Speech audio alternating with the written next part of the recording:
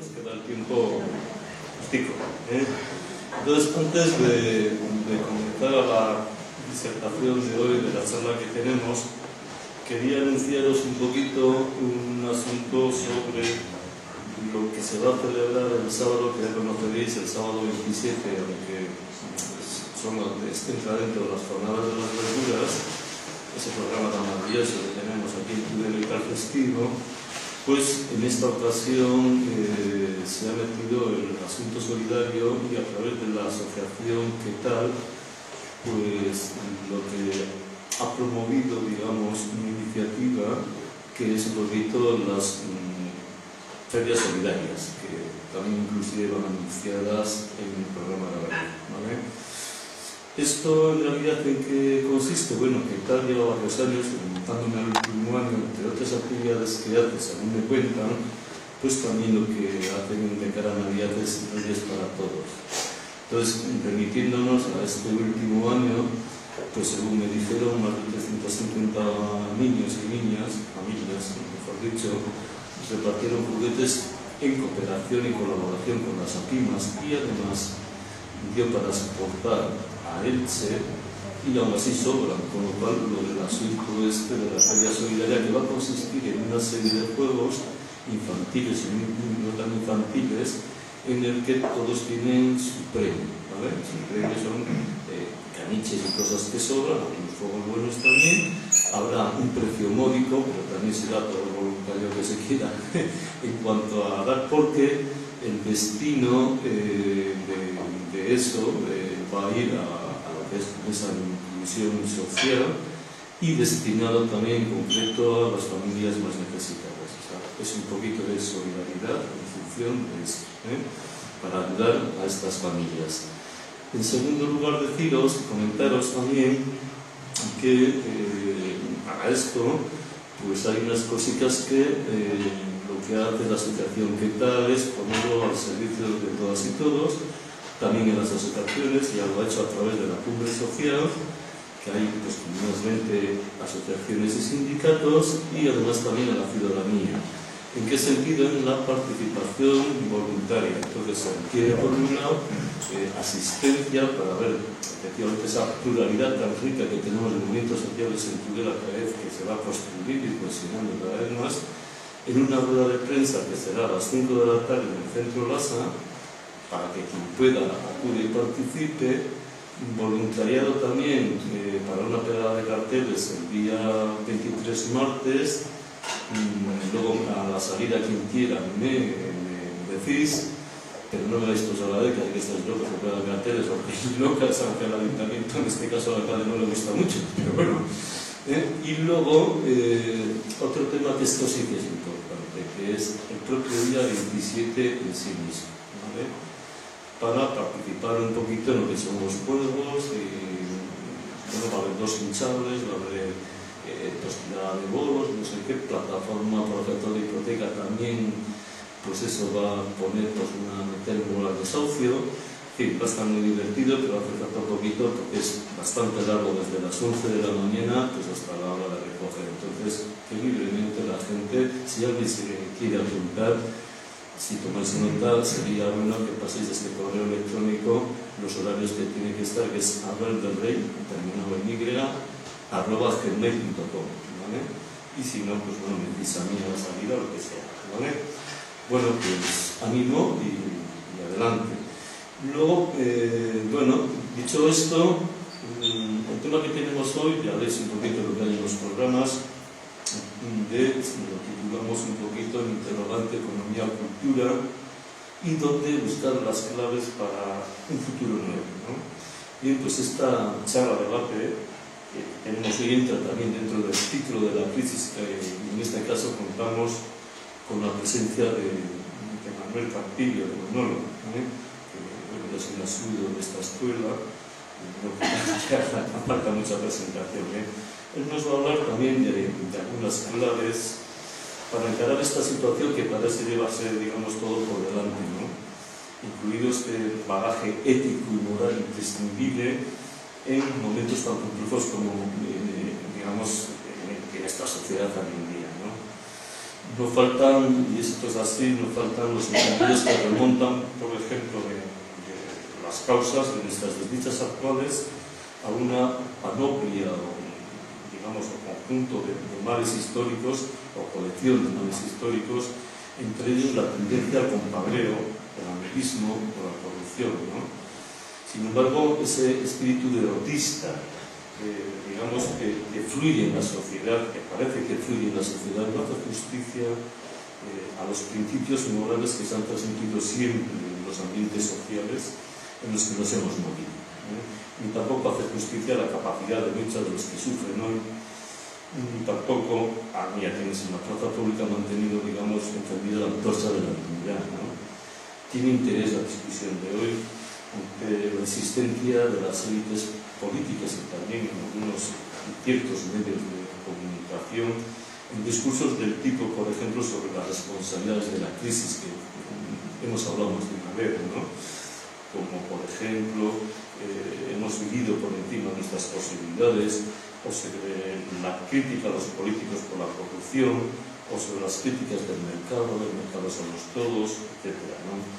Como muy bien dice Manolo, y le solicitamos desde la escuela que nos hiciese un articulito que ha salido publicado en algunos medios, recogiendo la parte final, por ejemplo, viene a decir muy bien que esto también, por supuesto, lo que vamos a tratar es que lo peor que nos podría pasar en todo esto es que no perdiésemos de ella, es decir, que no perdiésemos de esta situación de crisis que estamos viviendo, o que nos resignásemos al actual mensaje de no hay alternativa, o que nos limitásemos a echar la culpa al sistema, ¿no?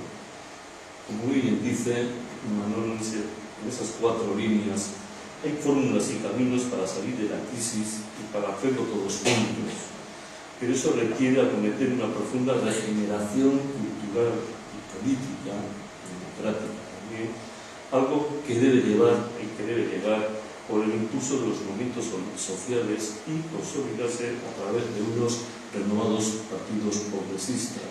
Y el tiempo nos dirá cómo podemos hacer todo ese recorrido. Sin más, os dejo con Manolo.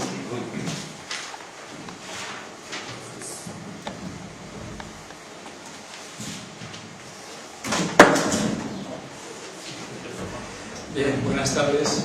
Gracias, Mariano. Gracias a la asociación por invitarme un año más a dar una charla dentro de este ciclo de conferencias de la Escuela Social, en la que se vienen debatiendo pues, los grandes problemas y preocupaciones de la vida social, económica, política, y que este año, como no puede ser de otra manera, pues estaba centrado en la crisis, en sus distintas variantes y las alternativas y soluciones que se podrían proponer. A mí se me encargó fundamentalmente insistir en el aspecto del papel que la cultura, la sociedad, los valores, la ética, la política podía tener a la hora de afrontar esta crisis, ¿no? La crisis económica. Un tema evidentemente clave, en mi opinión importante, en el que voy a centrar en la exposición que ahora voy a hacer. Se trata de lo voy a hacer ayudado de unas diapositivas.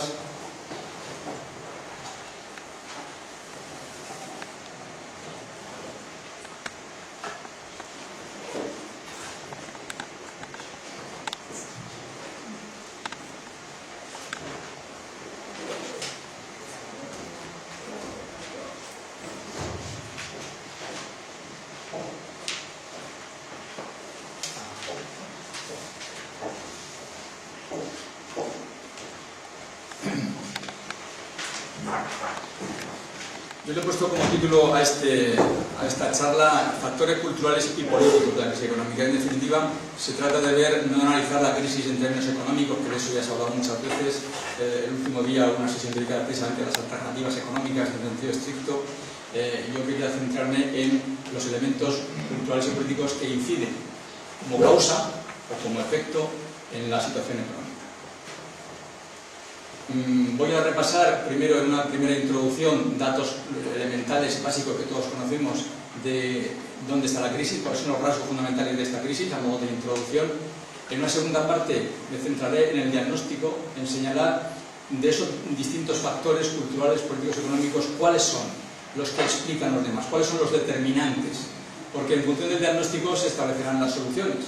Es decir, ¿qué podemos hacer frente a la crisis en función de qué diagnóstico hacemos de la crisis? ¿Cuál es el culpable? ¿Cuál es el origen? ¿Cuáles son las causas? En virtud de ello buscaremos las soluciones. Es un tema enorme, complejísimo. Yo me he puesto a prepararlo y me han salido pues ideas como para varias charlas, no solo una. Por tanto, lo haré relativamente rápido, sobre todo la primera parte, que es muy conocida, para centrarnos en la segunda parte al final, que son en las causas y en las salidas, ¿no? Bien, primera idea es recordar las relaciones entre estos grandes campos del sistema social. La sociedad se divide en tres grandes subsistemas: la economía, la política y la cultura. Esos tres subsistemas están en permanente interrelación, claro, cada uno de ellos se ocupa de un aspecto y todos en este momento están en crisis. Están en crisis fundamentalmente en Europa y muy especialmente en España y en los países latinos, los países del sur, donde nos vamos a centrar casi todo dentro del contexto mundial. ¿De qué se ocupa la economía? Pues evidentemente de la producción de bienes, de servicios, del mercado, de repartirlos, producirlos, repartirlos, distribuirlos, dentro de una lógica capitalista que está presidida por el fin del beneficio, la búsqueda del máximo beneficio y en un reparto del mercado que siempre es desigual, a través de la competición. En segundo lugar está la política. La política, históricamente, en Europa pues, se ha consolidado en torno a unos estados-nación, que son los que han tratado de regular y controlar la economía en función de los intereses, de las clases, de las luchas que en cada época se han dado. Producto de esa lucha política, históricamente, los últimos siglos se han construido los estados-nación, los estados de bienestar en Europa, al que nosotros hemos llegado tarde, pero hemos accedido en las últimas décadas. Y dentro de este escenario conviene recordar un dato importante que lo saldrá más tarde, y es que en Europa, muy especialmente, la construcción del Estado que surge después de la Segunda Guerra Mundial tiene dos grandes etapas. Los primeros 30 años, hasta los años 70, los años 50, 60, 70, que es cuando nosotros estamos en el franquismo, pero los países más desarrollados de Europa están consolidando la democracia, están siendo dirigidos o gobernados en gran parte por la socialdemocracia. Hay una lectura, evidentemente, un aprendizaje de la guerra durísimo, y entonces se pone énfasis en la necesidad de establecer sistemas más igualitarios que aseguren la libertad, la democracia y al mismo tiempo la igualdad, precisamente como reacción frente a la gran drama que supuso las dos guerras mundiales. Bien, esa construcción de los estados del bienestar, de los herederos de las luchas históricas del movimiento obrero y de los movimientos sociales, cuaja en unas fórmulas de estado de bienestar que se han convertido históricamente en el momento más álgido del desarrollo social y económico del bienestar a nivel mundial. Los últimos 30 años, de los 80 por aquí, comienza el declive de ese modelo con el auge del neoliberalismo. La asociación de socialdemocracia, en su momento con la democracia cristiana, de orígenes de tipo religioso, permitió consolidar unos estados y unas reglas que a partir de los años 80 empiezan a decaer, desde que llega Reagan, desde que llega Thatcher, y eso se va ampliando en las últimas décadas. A nosotros en España nos ha tocado llegar en el momento tardío, cuando está en declive el estado de bienestar, y cuando nosotros aún no lo habíamos construido. Y finalmente, el tercer elemento de este entramado, economía, política y cultura, es la cultura. La cultura, que siempre es un elemento un poco más difuso, pero el más intangible de los tres, y sin embargo es un elemento clave porque en él residen los fines, los valores de la acción social. Aquello que perseguimos en la vida, como individuos o como colectivo, como sociedad. Esos fines y valores que van a condicionar, van a determinar las instituciones políticas y económicas, pero que no están, digamos, concretados, materializados, visualizados de manera tan clara como en los otros dos casos. Pero son esos valores lo que al final legitiman el estatus que hay, el sistema vigente, o lo critican para tratar de cambiarlo. Por lo tanto, de esa cultura va a depender la estabilidad o el cambio, la orientación de las instituciones políticas y económicas. Bien, ¿qué relación hay entre estos tres subsistemas? Evidentemente es una relación circular, de mutua influencia, como es lógico. Ninguno está aislado, aunque cada uno se ocupa fundamentalmente de una cosa. Sin embargo, aunque sea así, que entre todos ellos hay influencia mutua, siempre cabe la pregunta, que va a dar origen al tema central de esta charla, el diagnóstico es: ¿hay alguno de ellos más determinante? ¿Hay alguno de ellos que condiciona a los demás? Esta pregunta es la clave, porque en función de la respuesta que le demos, luego vamos a tener que decidir ¿Qué tecla tenemos que tocar primero o más prioritariamente para que incida en las demás y promover el cambio deseado? ¿Qué ha ocurrido históricamente? Evidentemente aquí surgen las típicas interpretaciones de la filosofía de la historia, en la cual se alude a distintas explicaciones que ahora vamos a ver. De manera muy resumida voy a citar estas tres de la filosofía política. Uno, el marxismo surge en el siglo XIX para decir que la estructura socioeconómica es la que determina la superestructura, es decir, el sistema político, el sistema liberal, el sistema democrático o no, la ideología, la religión, por supuesto, la ética, es una superestructura emanada de un modo de vida marcado por la economía. Lo material, lo económico, condiciona la manera de pensar. En segundo lugar, en el siglo XX, cito a Weber, entre otros, precisamente porque es el más representativo de la otra teoría que incide en la cultura, para contarnos que es la cultura, la religión, en este caso el protestantismo, una de las claves que según él va a favorecer el mayor desarrollo de un país en el ámbito económico en Europa, en el ámbito del capitalismo. Hablaremos de ello. Y en tercer lugar, un libro que ahora está de moda, salido hace un par de años, de unos americanos, Edmond y Robinson, que hacen insistencia en que la clave está en las instituciones políticas. Son las instituciones de un país las que acaban determinando el resto de los factores. Bueno, todos reconoceremos que algo tienen que ver uno con otro, pero ¿cuál es la clave? En función de ello se establecerán estrategias políticas y culturales de dónde hay que trabajar, qué temas hay que trabajar. Antes de entrar directamente a contestarlos abiertamente, un repaso, como he dicho antes, introductorio, a datos solo descriptivos de la economía actual, de la situación actual del mundo, no solo de la economía, de los tres subsectores. A nivel económico, la crisis es clara. La crisis se origina por el predominio de la economía financiero-especulativa sobre la economía productiva. Una economía productiva que estaba centrada más en el Estado-nación y el Estado, la situación global queda dominada por este tipo de capitalismo que funciona ya sin fronteras, por lo tanto sin democracia, sin que los Estados lo puedan regular y controlar, y conviviendo entre un progreso técnico-económico que sigue avanzando y, sin embargo, un retroceso político porque no hay un Estado mundial que regule y controle la globalización de la economía. Vivimos en una globalización de facto, pero no de jure. Esto da lugar a la crisis que origina las desigualdades imperantes por la desigual distribución de los ingresos y gastos, de los impuestos y de los servicios. Extremando, digamos, la consigna, pues tenéis ahí la famosa frase de Stiglitz sobre que el 1% de la población tiene lo que el 99% necesita. Por lo tanto, un capitalismo en auge por un lado, pero en crisis por otro, porque ha desestabilizado el equilibrio conseguido en Europa después de la Segunda Guerra Mundial. Está desestabilizado y ha originado un nuevo mundo en el que estamos hoy, a otra escala, con otros protagonistas, y Europa, evidentemente, está desconcertada frente a estos grandes cambios.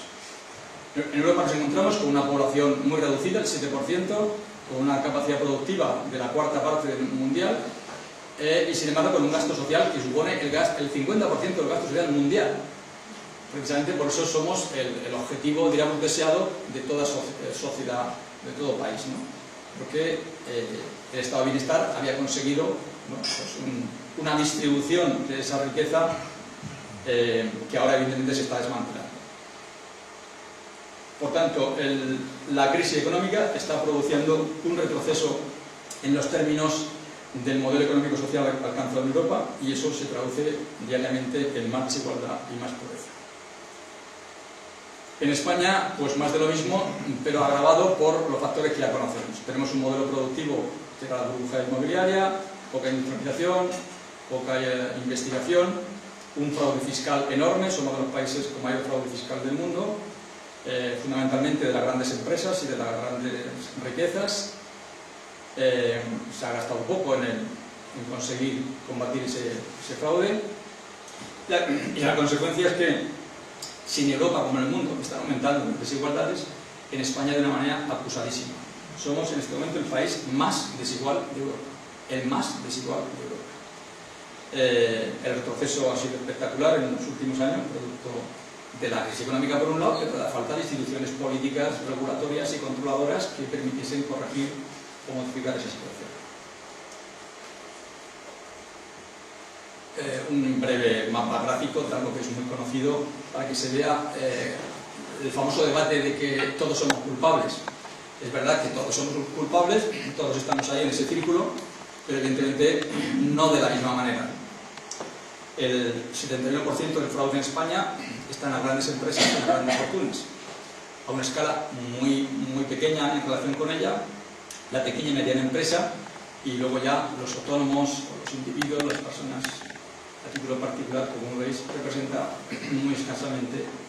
Bien, pues una foto que viene a representar ese debate entre somos todos responsables, pero unos bastante más que otros.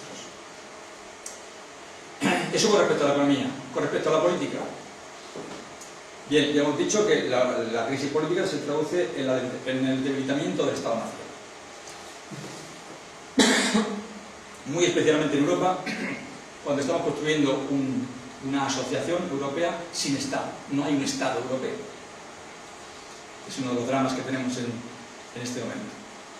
En segundo lugar, una crisis política derivada de la ideología neoliberal que ha dominado en las últimas décadas, como hemos dicho antes, y ahí tenéis pues, citas de Thatcher, de Reagan, que vienen a representar el mensaje tan extendido hoy día. El neoliberalismo está hegemónicamente extendido en toda la capa social de casi toda Europa. Se traducen mensajes de la vida cotidiana tales como ya no hay derecha ni izquierda. Ya no hay derecha ni izquierda, no importa ya. Eso es algo viejo, ese debate. Ya no hay clases sociales, ya no hay lucha de intereses. Ahora hay que buscar el consenso. Todos tenemos que estar juntos. La solución es común. Tenemos que arrimar todos el hombro.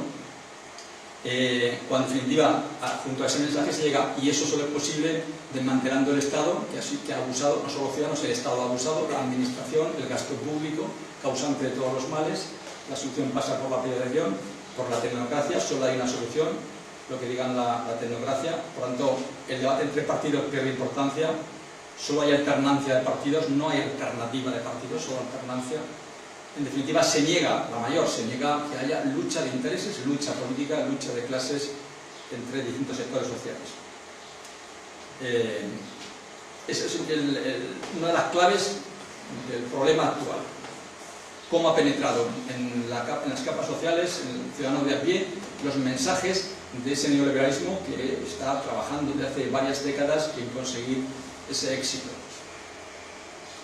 Finalmente y paradójicamente, la democracia a nivel formal, sin embargo, ha crecido en el mundo. Hay más países con democracia y con elecciones, pero la calidad democrática ha bajado. Ha bajado porque la capacidad de que los ciudadanos puedan decidir sobre la economía es menor. La economía está ganando la política, por lo cual el papel de la política está disminuyendo, y por tanto la democracia, y de ahí el origen de la crisis de la deslegitimación que la democracia tiene en este momento. La democracia está a la defensiva. En España, pues evidentemente la traducción es conocida por todos. El distanciamiento entre la clase política y la ciudadanía, que puso, digamos, sobre la mesa el movimiento del 15M, la pérdida de apoyo electoral hoy día entre sobre todo los dos grandes partidos, que se está agrandando, el déficit democrático reflejado en un sistema electoral y un modelo de partido que responde a épocas anteriores de consolidación de la democracia y la transición, y que hoy día está evidentemente necesitado de un gran cambio para adaptarlo a la nueva época. Una fórmula de políticas en la que la participación ciudadana es escasa, no hay facilidad. La iniciativa legislativa popular, como lo hemos visto ahora, está muy restringida, su capacidad de acción, necesita muchos apoyos. Al mismo tiempo, luego, cuando llega al Parlamento, tampoco se le hace caso. Por lo tanto, poca viabilidad de fórmulas de participación ciudadana. La otra, el referéndum, pues no ha habido más que referéndum que la Constitución y el de la OTAN. No es una práctica tampoco habitual. No hay cauces de participación política habituales, sólidos, serios, vamos, en las grandes cuestiones. La corrupción, que es el tema de esta temporada, está revelando precisamente cómo el sistema no solo se aleja de la ciudadanía, sino que, digamos, está manifestando en qué medida está hecho para tratar de satisfacer intereses particulares de personas, de grupos, de élites, que en definitiva están en la cabeza del sistema político-económico. Evidentemente, la propia administración pública es un eje clave del Estado de Derecho y del Estado de Bienestar, pues necesita también una revisión. Las tensiones territoriales que ha dado lugar en España, esta crisis, pues son de todas conocidas. En definitiva, como consecuencia y conclusión, partimos de una grave crisis de credibilidad del sistema político español en este momento, de las instituciones políticas, de los partidos, de la monarquía, de la justicia, de las comunidades autónomas, etcétera, etcétera. Tercer elemento, economía política. Tercero, la cultura. ¿Qué pasa con la cultura? También aquí hay crisis, también hay déficit, también hay elementos a destacar. En España, vecino a la situación española, elementos críticos. Somos un país católico y latino, con influencia musulmana, somos los inventores del nacionalcatolicismo y por lo tanto partimos de una tradición cultural que tiene pros y contras, tiene virtudes y defectos, pero responden a características de este tipo. El bienestar en España está asociado a la familia, a los amigos, al ocio y menos al trabajo y al negocio.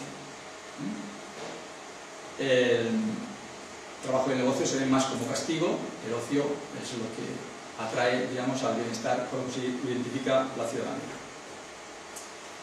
Hay una tradición cultural según la cual en España están más desarrolladas las capacidades intuitivas artísticas. Tenemos una riqueza histórica enorme en el ámbito de la cultura, de la literatura, del arte, del patrimonio histórico artístico. Y sin embargo tenemos menos historia, menos bagaje, menos solidez tradicional en el ámbito de la ciencia, en el ámbito de la industria, de la filosofía. Por lo tanto, nuestras propias capacidades culturales se han desarrollado, digamos, de manera desequilibrada, no de manera igual, en todos los ámbitos.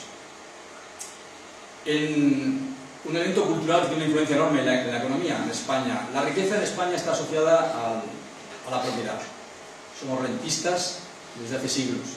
La propiedad agrícola en su momento, la propiedad inmobiliaria en esta última etapa. Y a la propiedad se accede por herencia o por influencia, por, digamos, una serie de contactos o de factores, no siempre asociado a la propia producción de la riqueza, cuando la productividad o la innovación son valores que no están muy asumidos en nuestra cultura. Se tiende en nuestra cultura al proteccionismo. La responsabilidad tiende a ser de la familia, del grupo, de los amigos, del pueblo. La responsabilidad individual siempre queda protegida o disculpada frente a la responsabilidad colectiva. Eso tiene elementos positivos indudables. Somos una sociedad muy protectora de la gente, en sentido solidaria, cercana, pero al mismo tiempo deja como inconveniente el que los individuos no se sienten suficientemente responsables de sí mismos, ¿no? Ese ambiente familiar, social, de amistad da lugar a las relaciones de clientelismo, de búsqueda de soluciones particulares. No se busca la solución común, pública para todos, sino mi solución particular, etc. ¿Por qué? Porque en España, en las tradiciones latinas, lo público no está suficientemente consolidado como valor. Lo público es una conquista reciente, una conquista de la democracia, tiene pocos años, pocas décadas. Los intentos de consolidarlo desde la Constitución de Cádiz, de las repúblicas, pues han sido periodos efímeros, pequeños, y nunca ha tenido capacidad de consolidarse como un elemento clave de la constitución del Estado y de la Administración. Lo público, de manera transparente, de manera, diríamos, controlada, y no al servicio de las élites que en cada momento pudiera haber. Lo público y el respeto a la ley son claves que diferencian la poca solidez de estos elementos en la tradición española como en la latina frente a otras culturas. Y ahí que la tendencia al fraude, al pirateo, a la corrupción, pues esté bastante extendida a la escala pequeña, en la vida cotidiana, y a la escala mayor de quien más puede, evidentemente. Y termino con esta idea que me parece clave, que resume todo lo anterior. En España tenemos una tradición en lo que lo comunitario tiene una prevalencia sobre lo institucional. Y cuando hablo de comunitario, hablo de lo comunitario en términos de izquierda y en términos de derecha. Lo social comunitario, en la versión tradicional conservadora, significa clientelismo, caciquismo, amiguismo, enchufismo, bueno, o en términos positivos, desde el punto de vista de la caridad, pues una élite que luego es caritativa, que es asistencial, que compensa eso con la asistencia a algunos grupos, a algunos sectores, para equilibrar, por no pasar por la institución, por el derecho, sino por la asistencia y la caridad. En términos de izquierda, lo comunitario, la tradición comunitaria en España se desemboca en el anarquismo, en la concepción libertaria, según la cual es el asambleísmo, el comunitarismo, la construcción de las sociedades de abajo, en comunidades, en grupos, en experiencias cooperativas, de apoyo mutuo, lema del anarquismo tradicional, en distinta escala, pero receloso de la institución, del Estado, de la ley, de lo público, porque se considera que está al servicio de las élites, está al servicio y por lo tanto también está siempre vendido, está sospechoso, hay que cambiarlo. Hay por lo tanto un ramalazo de recelo frente a lo institucional en un lado y en otro lado, propio de nuestra tradición. Hasta ahí un primer esbozo muy rápido, descriptivo de cómo están las cosas en cada uno de estos tres ámbitos. Segunda parte, el factor determinante de estas tres cuestiones, de estos tres grandes elementos: economía, política y cultura. ¿Cuál es más determinante de los tres en su influencia mutua? Teoría clásica, la marxista, la que inicia el mundo moderno, la que inicia las luchas por las mejoras, por la igualdad. La clave está en la estructura socioeconómica, como he dicho antes. Son las fuerzas productivas, el capital, la tecnología, el trabajo, la empresa, el mundo económico, por tanto, donde se juega la sociedad, donde se juega el partido, en el trabajo, en la empresa, en el debate económico-social. Ahí la lucha entre los propietarios de los bienes de producción, la burguesía, los dueños, los empresarios, y el trabajador, el salariado, el que va a vivir de ello y al que se le va a explotar, diríamos, el que se va a sacar la plusvalía al servicio de los intereses. Y como resultado de esa lucha, pues todo lo demás es superestructura, todo lo demás es añadido, todo lo demás es complementario, todo lo demás sale de ahí. La ideología, el Estado, la ley, la religión, la cultura. Bien, este socialismo que se construye desde el Marx, desde el siglo XIX, es un socialismo a su vez que lucha contra el llamado por entonces, por Engels, el socialismo utópico, calificado de ingenuo. Hubo un socialismo que trató de buscar fórmulas parecidas a eso que he llamado aquí lo social comunitario, fórmulas de izquierda, que es la construcción de cooperativas, de redes de mutua ayuda, de construcción de empresas entre trabajadores, crear comunidades de bienes entre grupos, en barrios, en zonas, en la que se pudiera autogestionar en gran medida todo el sistema económico, social, cultural.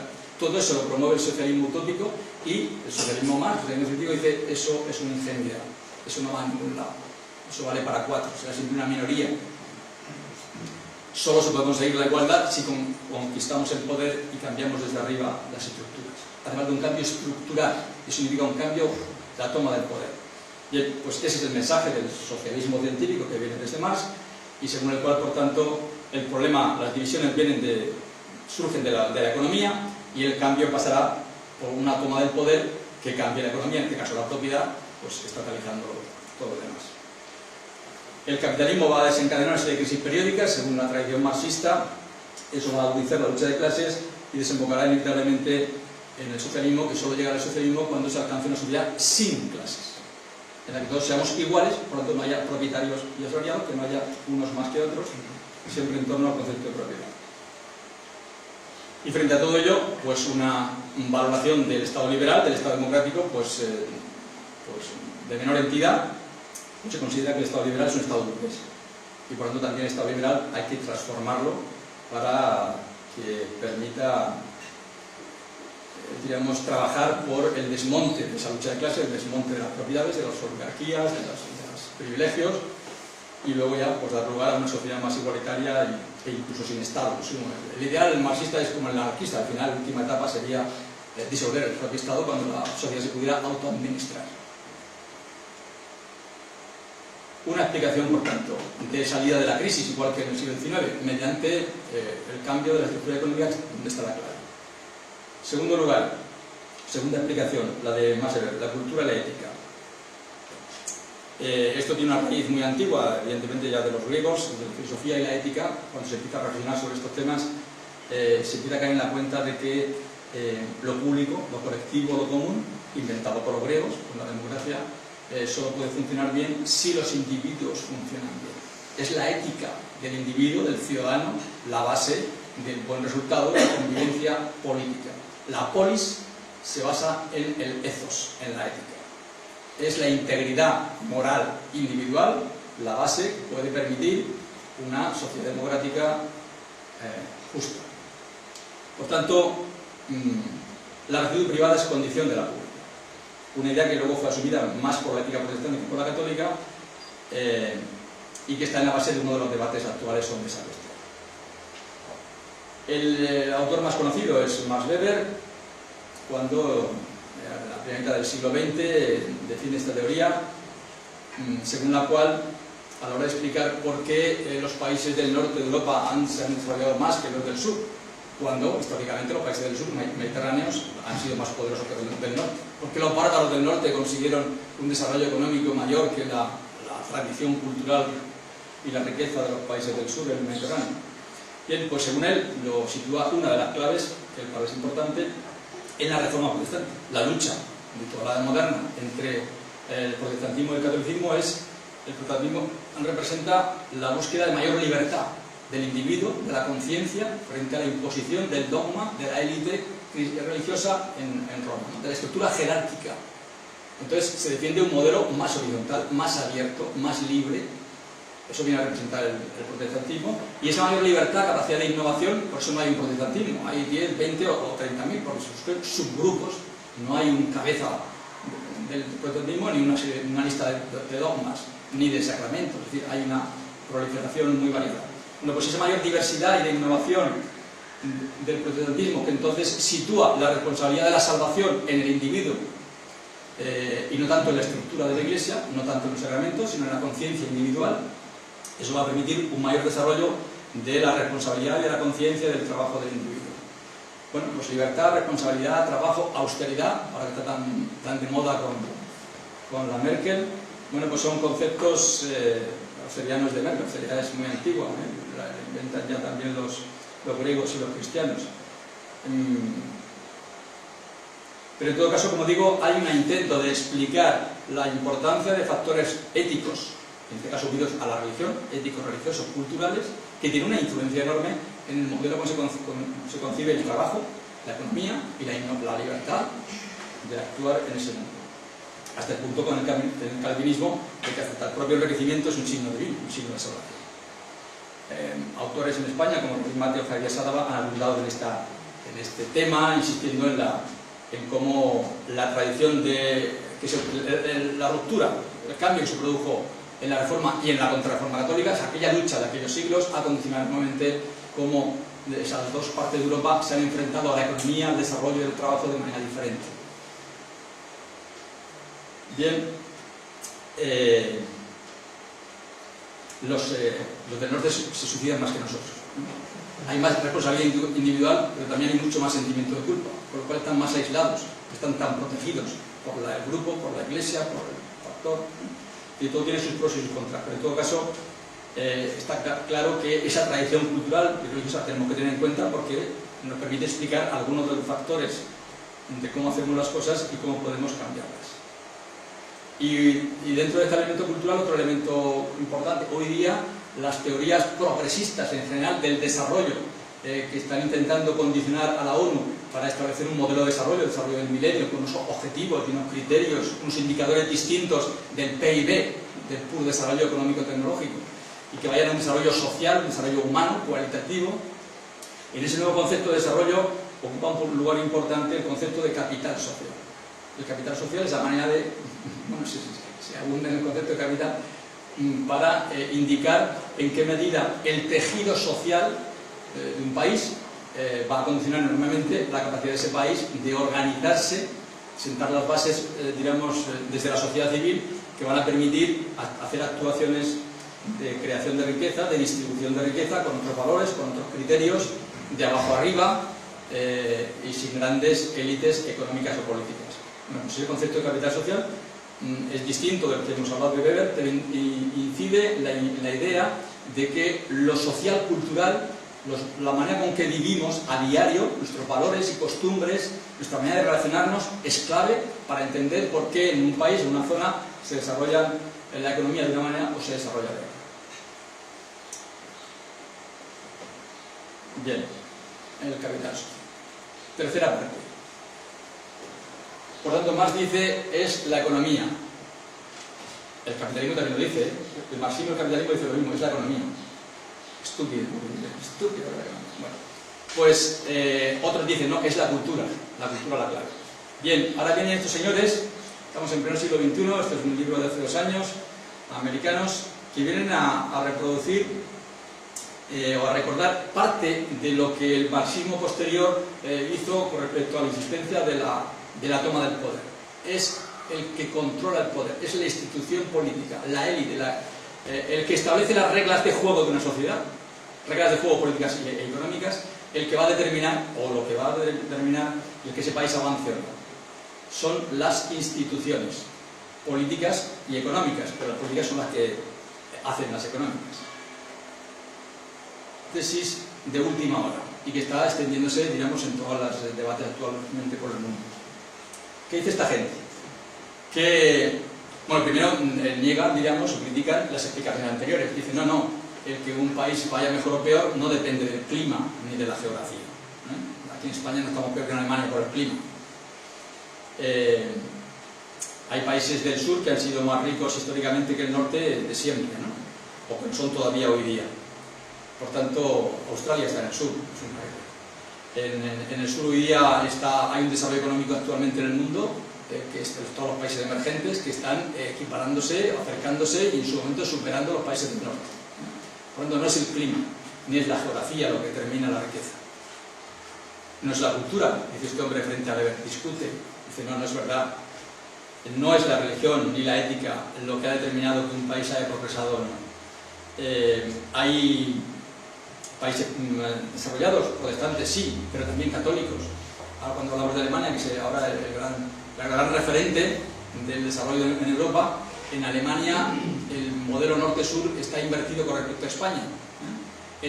La zona rica de Alemania es el sur, y el sur es católico, el sur es Baviera. Bueno, el norte es protestante y el sur le gana al norte, y hay un debate ahora en Alemania, igual que aquí con Cataluña, de la solidaridad interterritorial entre países, y los del sur dicen que ya vale dar dinero a los del norte, que ya está bien, o dar dinero a Berlín, que es una sociedad, una capital subsidiada, subvencionada para poder desarrollarse. Bueno, pues ahí hay un norte y un sur, al revés que aquí, y el desarrollado es el católico frente al protestante. Y por supuesto, pues hay países no cristianos, países judíos que están desarrollados y que no son protestantes, y por tanto eso, el protestantismo, dice esta gente, dicen estos autores, es una cosa que muy circunstancial, que pudo coadyuvar en algún momento, pero no es la determinante. No es la religión ni la ética la determinante. Ponen ejemplos de países ricos y pobres con la misma cultura actualmente, casos muy concretos o llamativos de hoy. Dicen, Nogales es una ciudad que pasa la frontera por el medio, la frontera de México y Estados Unidos pasó por el medio de aquella ciudad, históricamente cuando era todo México, cuando se constituyó Estados Unidos. Pues el Nogales de Arizona es rico, el Nogales de Sonora es pobre, están separados por un muro actualmente, que separa México de Estados Unidos. El mismo clima, la misma costumbre, la misma alimentación, la misma folclore, la misma tal, y sin embargo las instituciones políticas o el régimen político de cada país les ha separado enormemente. O digamos ahora Corea del Norte y Corea del Sur, o Australia y Nigeria, dos antiguas colonias inglesas totalmente distintas en su evolución posterior. No es la cultura, no es el mero crecimiento económico, llegan a decir. Un país no se moderniza por mero crecimiento de su economía. China ha crecido mucho y sigue siendo un país no democrático, como Rusia en gran parte. Alemania y Japón fueron enormemente ricas en el siglo XX y desembocaron en dictaduras y en la guerra. No es la ayuda exterior solo lo que hace que un país se desarrolle o no. Que después ellos dicen las instituciones económicas y políticas. Las económicas, pero sobre todo las políticas. Y distinguen entre, cuando hay instituciones y reglas, es decir, las normas, las reglas del juego de la economía. Y distinguen entre buenas y malas. Y las buenas y malas se les llaman inclusivas y extractivas. Inclusivas, que permiten el libre juego de todos los actores en la economía, con más libertad, con más pluralidad, con más igualdad, de alguna manera. Y las extractivas llaman a aquellas que están restringidas y dominadas por una élite. Extractivo viene de extraer. La élite extrae, digamos, su riqueza al servicio de sus propios intereses. Y el resto del país se queda empobrecido. a mí no me gusta mucho esto de extractivas, me parece mucho más acertado, más visible el adjetivo de depredadoras, que está utilizándose por parte de James Galbraith, que es uno de los grandes economistas progresistas americanos, que habla de las élites depredadoras. Bien, en todo caso, la economía del país puede estar o más o menos abierta y distribuida entre muchos agentes, con sus contrapesos, o concentrada en pocas manos, en una oligarquía, que es la que extrae el beneficio por así y dejando a la población pues, en la pobreza.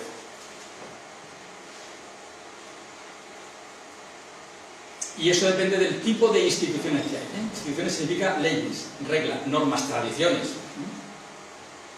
Pero para él el elemento clave que explica esas mismas instituciones son las otras. Las instituciones y reglas políticas determinan el papel de las demás. Por lo tanto, para estos autores, la clave de todo está en qué tipo de instituciones tiene un país. Para saber si va a funcionar bien o mal. O para saber qué hay que hacer para cambiar las instituciones políticas. Y también ahí le llama inclusivas y extractivas. Inclusivas son las que aceptan el reparto del poder, el pluralismo, la innovación, la descentralización, la participación. Es decir, que en la política sean reglas que favorezcan la máxima participación de los agentes y de la ciudadanía. Y no todas las democracias son inclusivas. Hay democracias, digamos, solo sobre el papel, solo con elecciones cada 4 años, que no son exclusivas, aunque sean democracias formales. Y luego estarían las extractivas, que son, como digo, las que están controladas por una élite y las causantes fundamentalmente de la desigualdad y la pobreza. Y ellos insisten, y esto viene un poco de la tradición progresista de hace 2 siglos, en que en esas instituciones se juega el partido de la lucha de intereses de los ciudadanos, de los sectores sociales, en esas instituciones. Y según como sean las reglas de las instituciones, pues evidentemente ganan unos o pierden otros. Y siempre hay ganadores y perdedores. Por lo cual hay lucha de intereses, hay lucha de clases y la capacidad de poder de cada grupo se materializa en las instituciones, en las reglas. El debate actual sobre los desahucios precisamente y la lucha por el cambio de la ley no es sino un ejemplo de una ley, evidentemente, una regla de juego política, es una institución política que responde a una ley hecha en un momento determinado por unos poderes políticos que ahora evidentemente se trata de cambiar, pero que responde a intereses de unos sectores, la élite económica, bancaria en este caso, frente a otros intereses de la ciudadanía. Bueno, pues una lucha de intereses, una lucha evidente. Y se juega en el campo de quién cambia o quién controla, digamos, la ley que rige el juego. ¿Y cómo se cambian las instituciones?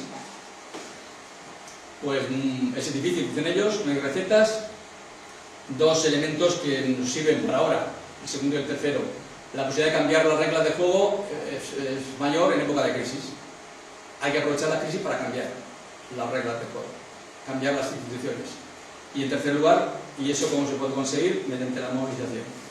Solo la movilización es el único factor o agente o causante, según ellos, de que ese cambio institucional de la política pueda llevarse a cabo. Ponen como ejemplo de una experiencia reciente, según ellos, que ha promovido un cambio histórico en el país, es el de Brasil, que surge a partir del Partido de los Trabajadores, un partido constitutivo de nueva creación a partir de movimientos sociales y sindicales de la base, muy dispersos, que consiguen en un momento dado aglutinarse en una estructura común sindical, de base sindical y social y de barrio, o sea, urbana, pero al mismo tiempo que cuaja en un partido político que al final va a liderar el cambio del país. Vale. Segunda parte, pues, con eso acabo, las 3 explicaciones de qué factores son los más decisivos. Y para terminar, pues, digamos la respuesta, es decir, ¿qué cabe hacer ante todo esto? Pues necesitamos cambiar, evidentemente, en los 3 ámbitos, en lo económico, en lo político y en lo cultural. Lo más importante de todo es que aprendamos de la crisis, que aprovechemos la crisis para cambiar cosas. En la época de crisis, en la época de aprendizaje, y los distintos sectores sociales que tienen intereses distintos necesitan aprender, porque también los de arriba siempre aprenden y siempre cambia para que todo siga igual. Entonces la gente de abajo pues tiene que aprender cómo combatir esa situación y tratar de darle la vuelta. pero es en la crisis cuando es más posible convencer al conjunto de la sociedad de que hace falta cambiar las reglas del juego. En el ámbito económico no me voy a detener, evidentemente hace falta cambiar las estructuras productivas, el modelo de crecimiento, y como Gabriel Flores ya el mes pasado habló del tema, pues me remito a él y yo comparto en gran parte lo que él dijo, según se nos transmitió, pero solo insisto en una idea: la alternativa económica está por construir. Hay muchas ideas sobre qué debería hacerse para cambiar el estado de cosas, pero no está claro cómo conseguirlo. La alternativa económica no es solo establecer los objetivos finales, hay que conseguir más igualdad, hay que conseguir estado de libertad, hay que conseguir cambiar el modelo productivo, hay que conseguir, sí, todo eso sí son objetivos, pero el problema es cómo, qué herramientas, técnicas, procedimientos llevamos a cabo cuando uno está gobernando en un ayuntamiento, en una comunidad autónoma o en un país. ¿Qué herramientas tiene que poner en marcha para cambiar el sistema económico? Bueno, pues esa alternativa está por construir. Hay muchos elementos, evidentemente, en debate actualmente, hay una ebullición de ideas, pero están todavía sin cuajar suficientemente. Y luego las reformas que hay que hacer en el ámbito de la economía pues son innumerables. Solo apunto a una última idea que tenéis ahí, y es que a la hora de concretar esas distintas alternativas económicas surgen las diferencias entre los sectores de la izquierda. Los sectores, digamos, de la ciudadanía, los sectores sociales, los sectores de los trabajadores, clases medias, autónomos, pequeños empresarios, ese conglomerado, digamos, que constituye la base de un país. A la hora de concretar cuáles son las estrategias, las tácticas de tipo económico, surgen las diferencias. Porque hay que adoptar no solo cuestiones, digamos, coyunturales, sino cuestiones de fondo, ¿no?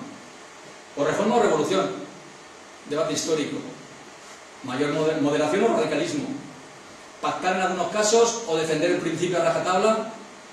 Bueno, debates clásicos que acaban dividiendo siempre las distintas formas de debate sobre libertad e igualdad, que debe primar la libertad frente a la igualdad a pesar de todo, aunque elimine elementos de igualdad, de libertad, etc. Debate histórico, debate entre lo territorial y lo social, principios identitarios, locales, nacionalistas, lo identitario, lo nacional, lo simbólico, frente al debate social. Bueno, pues unos inclinan, hay distintos niveles de ingredientes de una cosa y de otra. El debate entre empleo y medio ambiente, primero el empleo, aunque el medio ambiente sufra, al revés, cómo conciliarlo. Debates de fondo de las alternativas económicas de la izquierda, que siempre desembocan en debates entre grupos de izquierda distintos. La izquierda necesariamente e inevitablemente es plural. Por lo tanto, cambios en lo económico, pero como digo, eso no es el tema central que quería centrar. Necesitamos cambios en lo político y en lo cultural. En lo político, evidentemente, hay que cambiar las instituciones, renovar las instituciones actuales en España de tipo político para profundizar la democracia.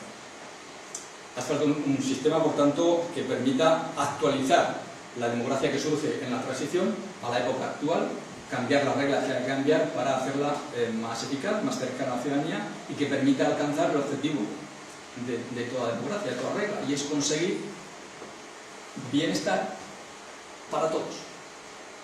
Bienestar para todos. Esas dos claves son los objetivos finales de toda política. Bueno, pues las instituciones tienen que permitir establecer fórmulas para conseguir esos objetivos a través de nuevas reglas de juego que renueven la democracia. Hace falta una segunda transición en este momento. Y hace falta un rearme ideológico evidente. La izquierda ha hecho dejación en las últimas décadas de sus bases ideológicas, ha hecho dejación frente al neoliberalismo a través de la tercera vía. La socialdemocracia ha hecho muchísimas concesiones en estos años y hace falta un rearme evidente si se quiere, digamos, perseguir el objetivo final. La prueba es muy clara. Todo objetivo de una política progresista, de una regla de juego y de unas instituciones tiene que buscar el para todos, es decir, la igualdad o menos desigualdad. Bien, la experiencia de las últimas 3 décadas es que vamos a más desigualdad. La desigualdad crece. Por lo cual, estas instituciones políticas, estas reglas de juego, este sistema de partidos, estas leyes, etcétera, no funcionan, no consiguen su objetivo. Por lo cual, hay que hacer una revisión profunda de todo esto. Y el programa, evidentemente, no es cuestión de detenerse en ello, el programa de regeneración democrática que hace falta en este país es enorme. Empezando por la reforma de la Constitución, una reforma federal, pasando por el modelo territorial, la ley electoral, ley de partidos, administración, romper, revisar, cambiar los acuerdos con el Vaticano, es decir, revisar todos los privilegios de la élite económico-política constituida y consolidada en las últimas décadas. Todo eso hay que someterlo a revisión y, según, digamos, la tesis, la idea que yo defiendo, es que esta es la pieza clave en la que hay que centrar las energías de las fuerzas progresistas de este país ahora, en cambiar las reglas y las instituciones políticas, porque solo desde ellas, y en eso me considero heredero de la tradición marxista, solo desde ellas cabe cambiar la economía, cambiar, digamos, acceder al bien, o sea, conseguir que los bienes lleguen a todos los ciudadanos. Y en tercer lugar, y para terminar, y el papel de la cultura. El papel de la cultura es el corolario de esta idea. Es que no podemos cambiar las reglas de juego, no cambiar la política si no es desde la cultura. Solo una regeneración de las bases de la ética, de la cultura, de la ciudadanía van a permitir el objetivo de cambiar las reglas de juego. Necesitamos mejorar, por tanto, necesitamos mejorar, y hablo ya de la versión española, nuestra cultura cívica y democrática. Hemos visto que teníamos ventajas, tradiciones de solidaridad, de cercanía, de familiaridad, lo latino, lo festivo, pero al mismo tiempo tenemos déficit, tenemos inconvenientes que hay que corregir, tratar de corregir. Necesitamos mejorar la responsabilidad del individuo, la responsabilidad de los individuos, para buscar una moral más racional y más autónoma. Que no actuemos por el miedo al castigo, a las apariencias, a no coincidir con la mayoría. Tenemos que ser más tener más capacidad de autonomía, de ser nosotros mismos, de tener criterio propio, de saber defenderlo. Y eso requiere, pues, una solidez ética y humanística mayor de la que hoy día hay en nuestro país. Claro, es un escándalo que en la reforma educativa actual se quiera eliminar prácticamente la ética y las humanidades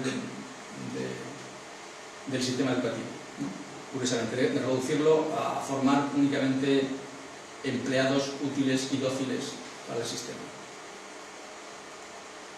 Por tanto, hay que renovar y luchar por el mantenimiento de esa ética y de esas humanidades. Y en segundo lugar, otro elemento es el debate ideológico, la regeneración de la ideología en defensa de lo público.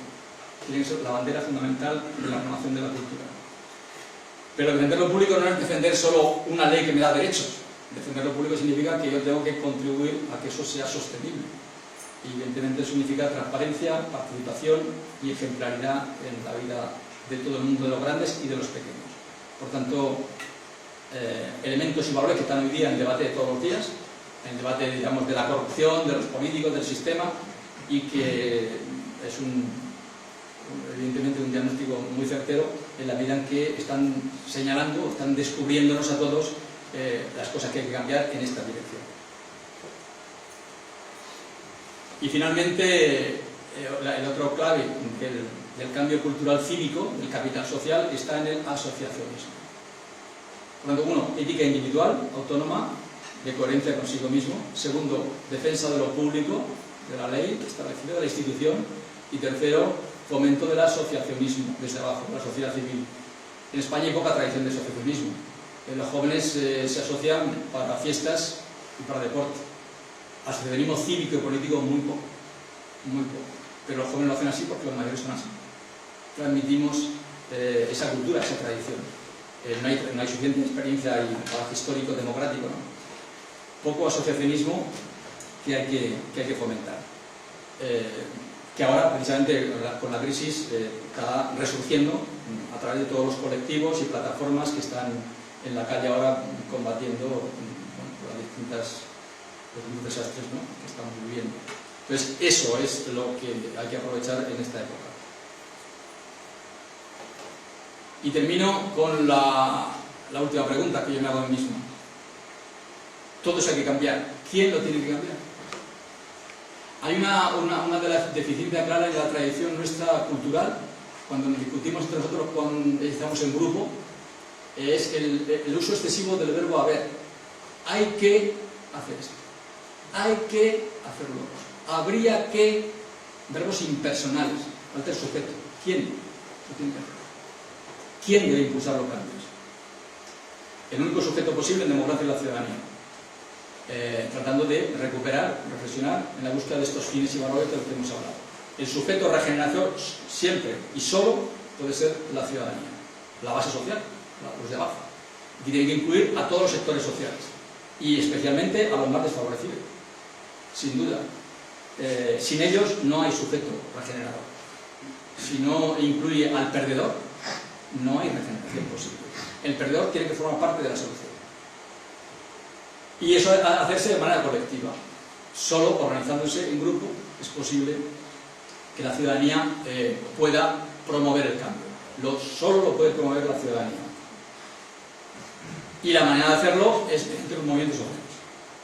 Los movimientos sociales son el factor primero, la primera palanca, la primera tecla que hay que tocar en un país, la primera tecla que hay que activar para que ese país pueda cambiar. Inevitablemente, porque además lo confirma y lo consolida la historia. Todos los derechos que tenemos actualmente en Europa en el estado de bienestar se consiguen por los movimientos sociales. El primero de ellos es el movimiento obrero, el sindicalismo en el siglo XIX y el siglo XX. Solo a través del sindicalismo se consiguen los primeros derechos, las primeras conquistas. El feminismo, solo a través del sufragismo y del feminismo se consiguen las conquistas, digamos, del relevo de la mujer en la sociedad, porque el sindicalismo era masculino. Solo con la lucha por el ecologismo, por el pacifismo, los movimientos sociales consiguen poner encima de la mesa reivindicaciones, errores y dramas que estaban absolutamente olvidados. Por tanto, son los movimientos sociales los impulsores del cambio, ahora, antes y siempre, en democracia, evidentemente, en búsqueda de la democracia. En segundo lugar, esos movimientos sociales tienen que contar con liderazgos. Si no hay liderazgo con objetivos y calendario, difícilmente los movimientos sociales pasan de ser efímeros, temporales, desahogos coyunturales, pero no producen efectos de cambio social. Y por supuesto tienen que complementarse con los órganos políticos. Por lo tanto, el impulsor, los movimientos sociales, que tienen que empoderar a la ciudadanía, el problema del poder. ¿Quién debe hacer los cambios? Los movimientos sociales, no, los partidos políticos. ¿Quién debe promover el cambio? Los movimientos sociales. ¿Quién debe llevarlo a cabo? Los partidos políticos.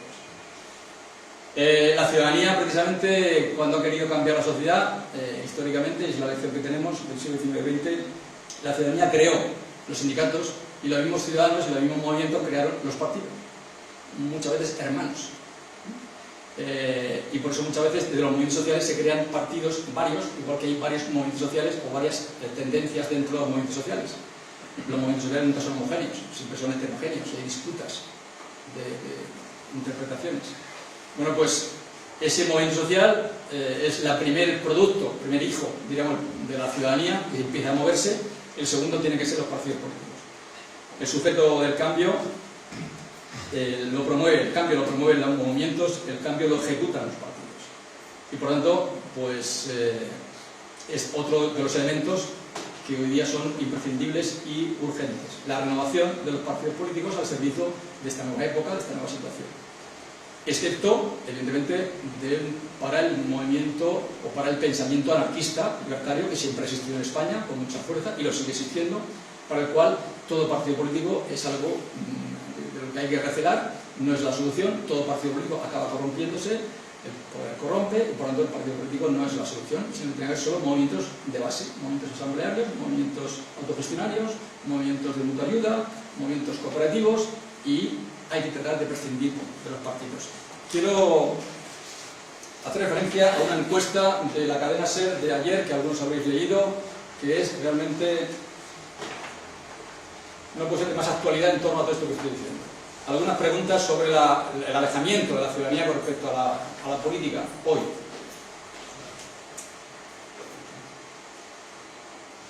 ¿Cuál de las dos siguientes afirmaciones están más de acuerdo? Tres preguntas seguidas sobre la política. La primera, sobre los políticos como individuos. Dos opciones. O que los políticos, ¿estás de acuerdo con que los políticos trabajan por defender los intereses de los ciudadanos? Aunque no siempre lo consigan. La otra opción. ¿Considera que los políticos forman parte de una élite que junto con los empresarios y banqueros trabajan para sí mismos, para defender sus intereses? A la primera pregunta responden el 12%, a la segunda el 88%.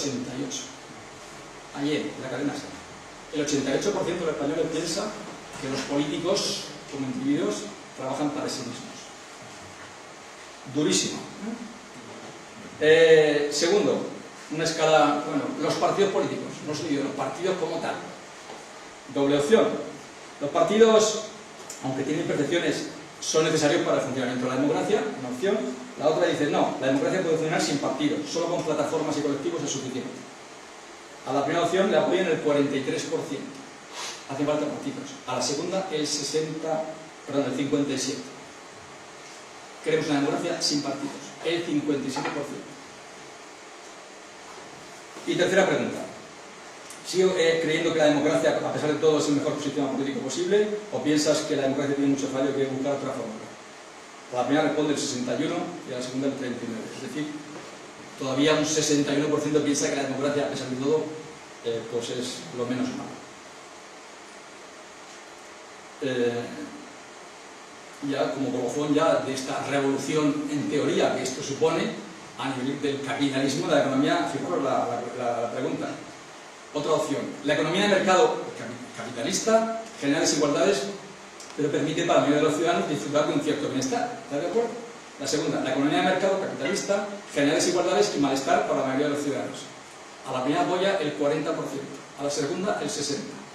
El 60% de los ciudadanos, en teoría, está en contra del capitalismo. En este momento, tal como está viendo a través de los efectos. Bien, pues en este debate estamos. Hay, por tanto, una desorientación, un desconcierto, un rechazo enorme de la ciudadanía española a todo el sistema político y, por tanto, se convierte en este momento en la pieza clave a partir de la cual buscar la solución. ¿Qué cambios tenemos que hacer en el sistema político para que sea útil al servicio de esa regeneración, de la búsqueda del bienestar y de la igualdad, ¿no? Que es el objetivo final? Bien, los cambios que hay que hacer en los partidos, pues evidentemente son muchos. En su interior, más democracia; en su exterior, más relación con la ciudadanía; en sus objetivos, distribución de la riqueza, reparto del poder. ¿Por qué han fracasado los partidos? Porque en este momento no han conseguido, o se han retrocedido con respecto a sus dos grandes objetivos que le piden los ciudadanos. Uno, repartir la riqueza. Dos, repartir el poder. Hay más desigualdad, hay poca participación, poca igualdad política.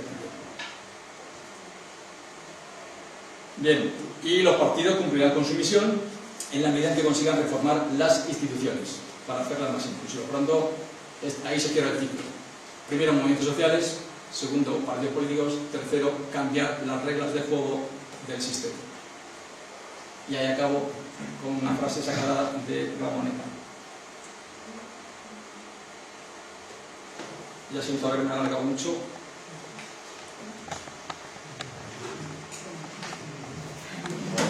Pero esto es lo que quería deciros.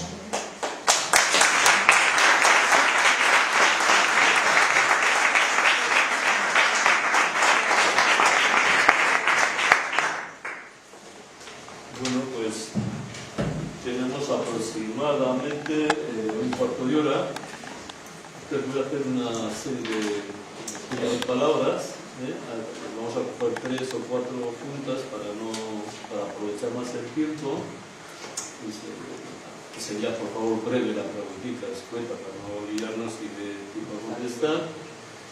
Y a las 9:30 terminamos, pero sí o sí, porque hay una persona que va a estar más tiempo y esto hay que dejarlo.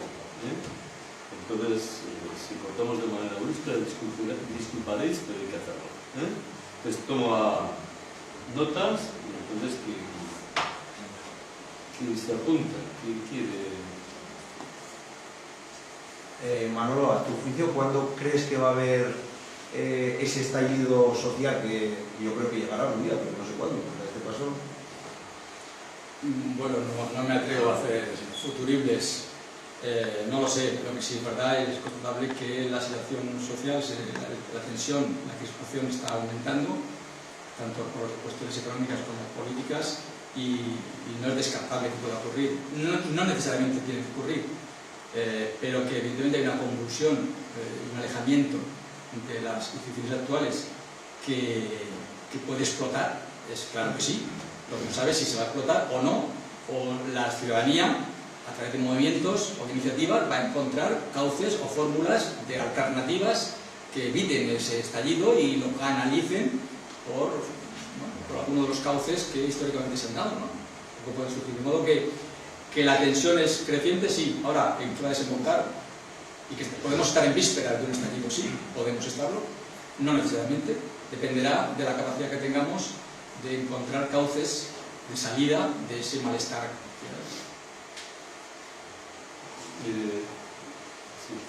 Sí. Bueno, yo estoy de acuerdo también que el cambio principal donde haya que incidir para cambiar el resultado del proceso sea principal, porque el cambio cultural nos llevará al cambio político, el cambio político nos llevará al cambio económico. Pero como siempre, la mejor opción es la más larga. Tradicionalmente todo cambio, toda mudanza, de todos ellos, el que más cuesta son cambiar los hábitos culturales. Choca un poco que elegimos la mejor opción, pero es la más larga, cuando vemos, como la estadística que se acaba de decir, que la gente tiene prisa. El momento actual es de prisa, con lo cual pasamos de democracia y vamos a la asamblearia, que es tirar por camino. Sí, tienes en parte razón, claro, que los cambios culturales son más divisivos, pero más recorrido, porque ahí es lo que cuesta más tiempo cambiarlos. Pero el cambio, vamos, el resumen que he hecho es muy breve, muy secuencial, aparentemente, pero no pretendo que sea así, desde luego. El cambio cultural a fondo es largo recorrido, pero el cambio cultural inmediato, el suficiente para desembocar o generar la palanca del movimiento social, puede ser más rápido. ¿Por qué? Porque no hace falta, no hay que verlo con una relación entre los tres sectores independientes. Es decir, hay que cambiar la cultura, hasta que no se cambia la cultura no cambiamos la política. Entonces, no. Un primer cambio cultural con una minoría, una élite cultural, una vanguardia que se ha hecho históricamente movilizadora, una minoría puede generar un movimiento social que influya en la sociedad a través de los medios de comunicación, de la cultura, de la calle, que acabe, digamos, haciendo un proceso algo más rápido. Cuando se toma el movimiento social, cuando se cambia una ley, se consigue un pequeño éxito, eso ayuda a reforzar los movimientos, los cambios de mentalidad de la gente, ¿no? El lema, por ejemplo, ahora tan famoso de las plataformas, la plataforma de hipoteca, que es el de ahora sí se puede, o el puede que ponía Obama, el poder siempre, el poder, que es un mensaje de fuerza, de optimismo, de lucha. Bueno, pues en la medida en que consiga ciertos éxitos parciales, puede ayudar a pequeños cambios culturales que vayan arrastrando a otros. Es decir, se empieza a generar el círculo de influencia entre lo cultural, lo político y lo económico.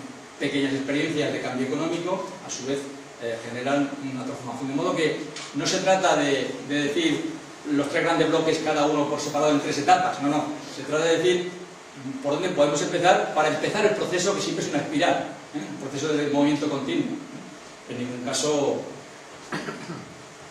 en el planteamiento que tú hacías, evidentemente no sería coherente con lo que acabo de decir. Alfredo. Aquí sumando que el inicio del cambio, la primera palanca puede ser los movimientos sociales. Sin embargo, el mayor movimiento social reciente que ha habido es el 15M, ha sido un fracaso, Entonces, bueno, cuando hablo de movimientos sociales, hablo de movimientos organizados por la sociedad a distinto nivel y que cuajan. Un movimiento social que, si no cuaja, son ensayos, son, digamos, reacciones coyunturales, síntomas de un malestar, pero que no acaban cuajando en movimiento. Si no cuajan en movimiento social, no van a provocar el cambio. Pero el malestar generado por el 15M parcialmente puede desembocar en otras plataformas de la educación, de la sanidad, de las hipotecas que ahora están en boga. Parte de aquella gente o de aquel movimiento o de esas iniciativas ahí a la calle se han podido canalizar a través de otros movimientos actuales. En todo caso, como digo, en la medida en que se consolidan, que se extienden, pueden permitir el cambio, si no. Pero eso es algo que históricamente ha habido muchos momentos que se inician y muchos han desembocado en el fracaso. Pero cuando se persiste, cuando se multiplica, al final se consolida, es cuando se es capaz de generar. Cada vez, si un movimiento social consigue cambiar una ley que sea objetivo de ese movimiento, o un hecho del tipo que sea, ese pequeño éxito que pueda producirse desencadena todo un movimiento de cambio posterior seguro. Las resistencias ahora a un cambio de ley, en el caso de las hipotecas, no es solo por los intereses de los bancos, que por supuesto que es lo más inmediato, sino porque si se produce un cambio ahí, evidentemente el mensaje para la sociedad es claro. Un éxito social significa que ese es el camino a recorrer, cuando mucha gente dice que no sirve para nada. Si se demuestra que sí sirve, evidentemente eso es una lección cultural, un aprendizaje social, de capital social importantísimo, que puede generar otros movimientos. De modo que es toda una cadena, evidentemente, que hay que estudiarla de manera interconectada siempre.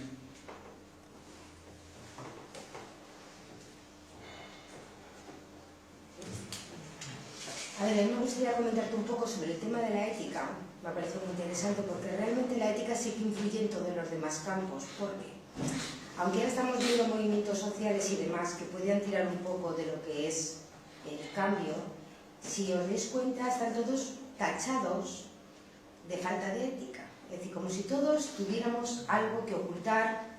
Y entonces, claro, si en un momento determinado una plataforma como la de las hipotecas está tachada de nazismo o de fascista, eso crea un descrédito impresionante. Y eso tiene que ver con la ética. Entonces lo que hace realmente es paralizar y no confiar en eso. Porque el resto de la gente, aunque nosotros vemos que es algo evidente, que están pidiendo algo que es una reivindicación, claro, en el momento que la tachan de fascismo dices, cuidado, ¿estos de qué van? Segundo, los cambios culturales, la élite de esta cultural, de artistas, escritores y demás. Si os dais cuenta, constantemente los medios de comunicación están tachados de falta de ética también.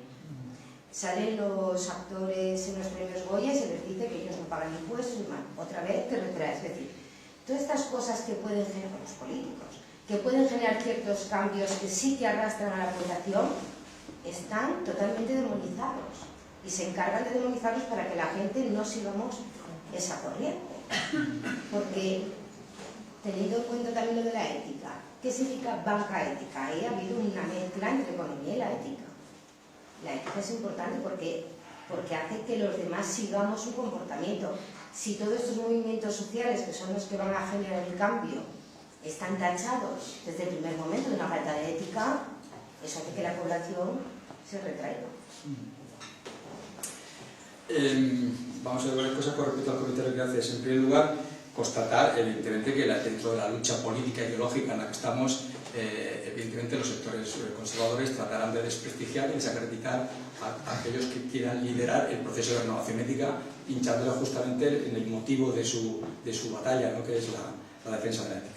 Entonces, en la medida en que la corrupción lo que está revelando es que está generalizada, digamos, la sensación de que todo el mundo está pringado, los que tratan de pedir el cambio tienen que demostrar hasta la ciudad que son íntegros, que son intachables, que no se puede descubrir nada, pero habrá quien esté interesado en si no está, pues fabricarlo para conseguir que ese crédito baje, ¿no? Porque la lucha a través de la comunicación, la lucha de la opinión pública, la lucha que es la lucha intangible por la credibilidad, por la confianza, que es lo que hoy día no existe, aquel que quiera conseguirla se va a encontrar con la enemistad y la batalla de todos los que políticamente no les interesa. De modo que es normal que ocurra, ha ocurrido siempre y de nuevo ahora con mucha más claridad.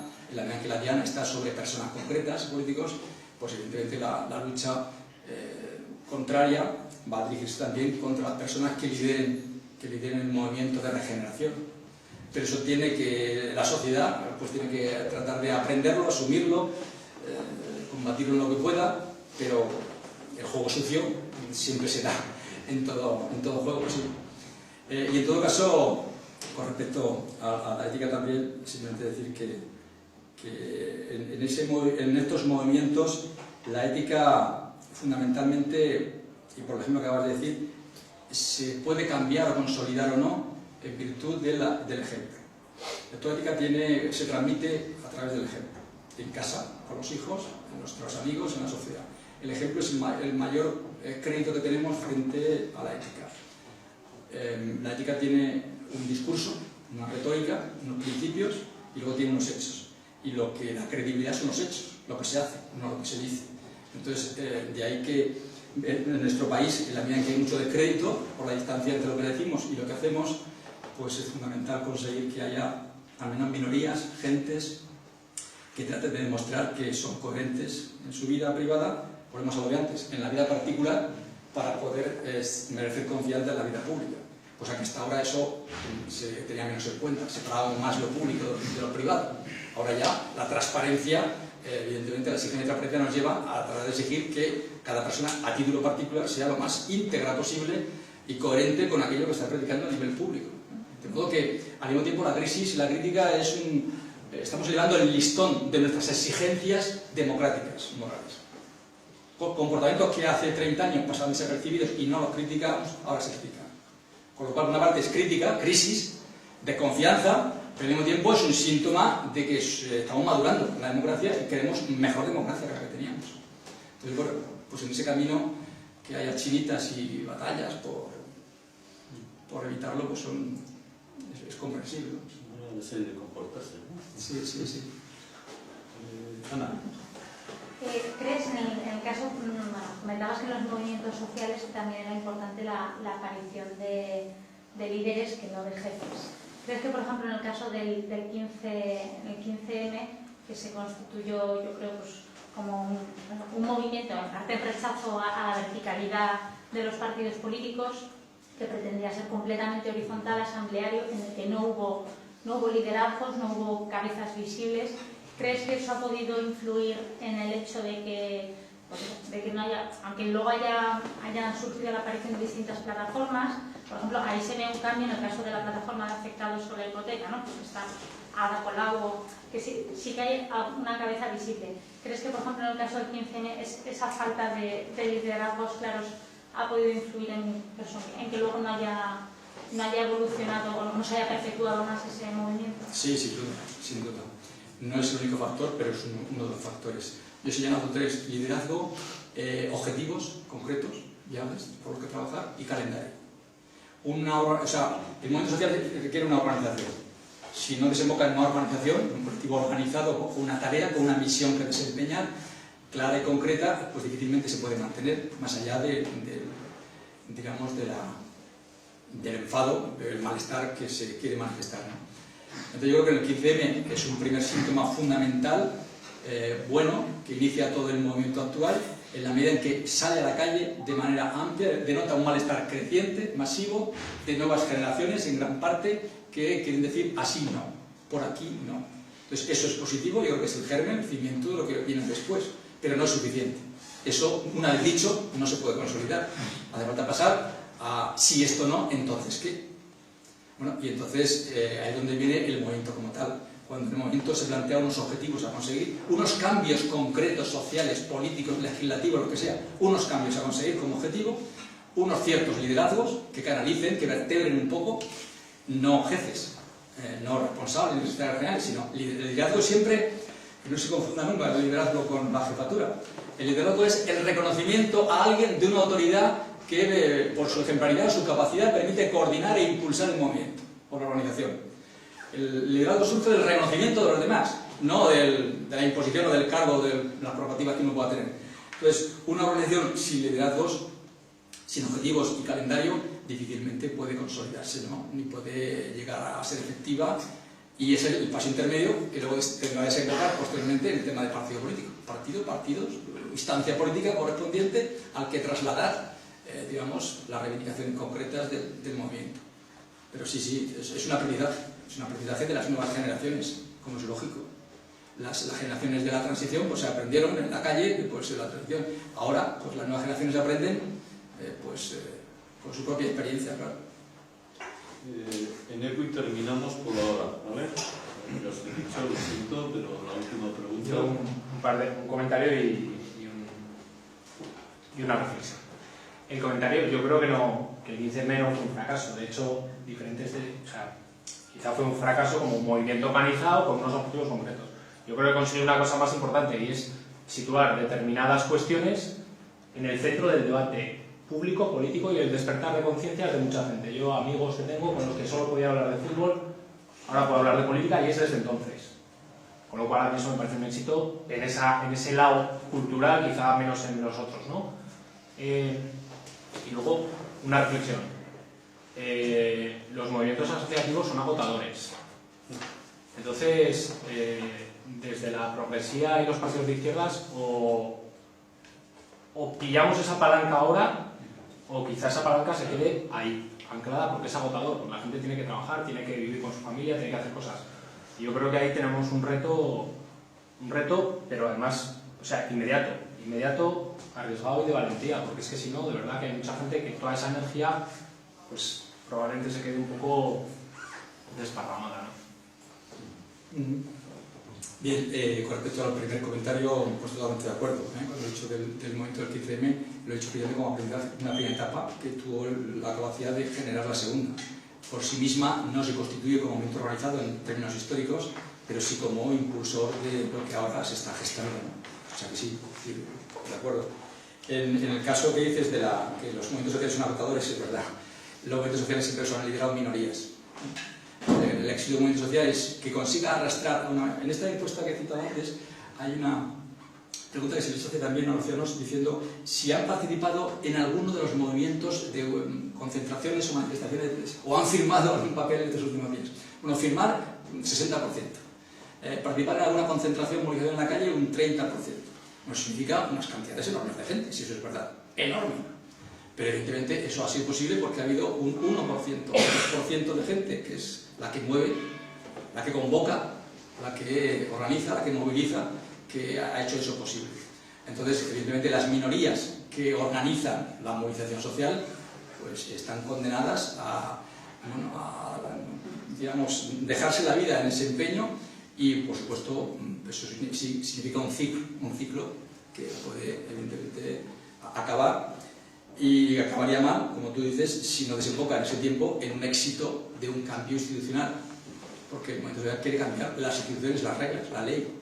Si no desemboca en cambios que luego los propios partidos, que son más estables, puedan coger la bandera, los partidos, y llevarla a cabo, ¿no? De modo que a través de las instituciones estables, que son los partidos, y de los cambios legislativos, eso tiene que ser posible, si no, evidentemente, la frustración del movimiento pues es inevitable. Bien. Pues damos lo único, comentaros que el próximo escuela y terminaremos, será la última charla ya del curso, es el 14 de mayo, se trata de lo que el tema que será la construcción de la ciudadanía para avanzar hacia una sociedad más democrática, justa y solidaria, y el ponente es Miguel. ¿Vale? Ya pasaremos por los canales correspondientes, pues, la información y todo, ¿vale? Muchas gracias.